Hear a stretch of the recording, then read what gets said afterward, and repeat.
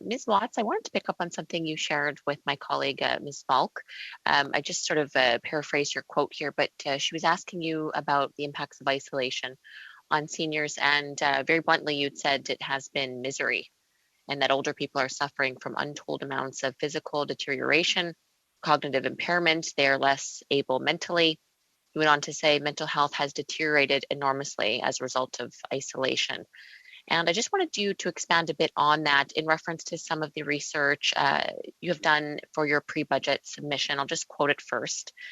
In your pre-budget submission, you mentioned consequences of isolation, loneliness, and ageism significantly decrease life expectancy, cognitive function, physical well-being, mental health, and quality of life. It went on to say that social isolation can be as harmful to a person's health as smoking, obesity, and hypertension. So, yeah, most of the research I found though was from before the pandemic.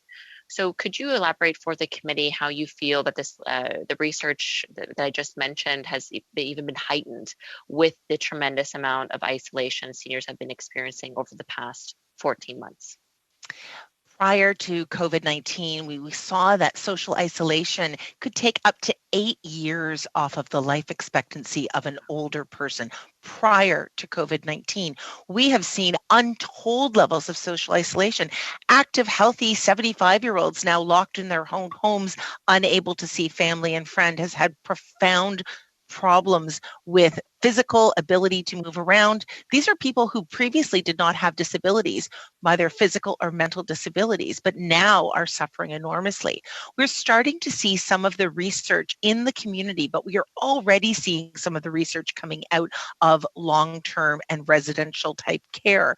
The Kai report did some reviews, as well as Dr. Nathan Stahl has done some occupational therapy reviews, have been also considered. We saw some of the outcomes in the Maples in Winnipeg, which were referred to as well, and across the country.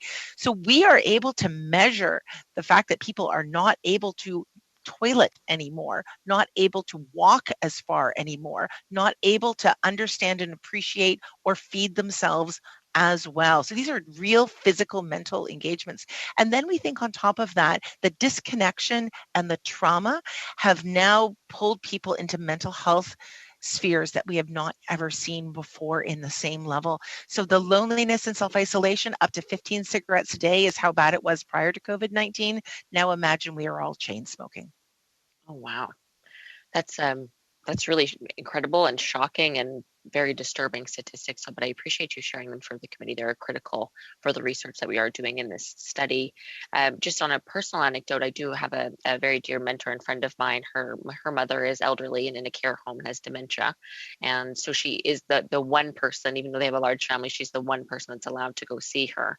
But when she goes see her, of course, precautions must be taken. So she has her mask and her shield, and her mother is already quite confused at that stage, and she's not even allowed to touch her mother. She's not allowed to help her go to the bathroom or really any of those supports that caregivers are allowed to provide.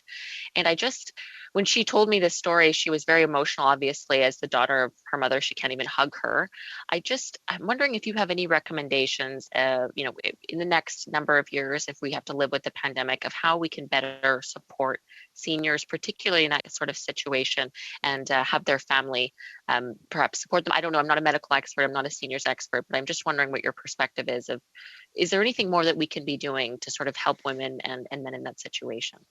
One of the reasons that we put forward the recommendation for a national adult vaccination strategy is we let epidemics come through seniors every single year in the community and in long-term care and do very little for it. It's so simple to vaccinate, but we leave up to provinces and local health units to order the senior-specific flu vaccine, the pneumonia vaccine, the shingles vaccine. This time we saw the federal government step up and actually purchase and distribute the senior-specific flu vaccine to long-term care, and that was transformative.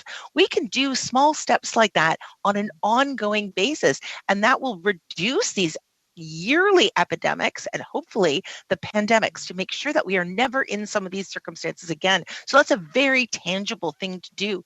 And the other piece of it I would offer is once people are vaccinated for COVID-19, we need to loosen these restrictions. They are now being stuck because of concern around liability and concern around insurance, and violation of seniors' rights are happening all across this country. So there's no reason, if the mom is still vaccinated with 2 vaccines and precautions are in place, that she shouldn't get a hug and a walk outside.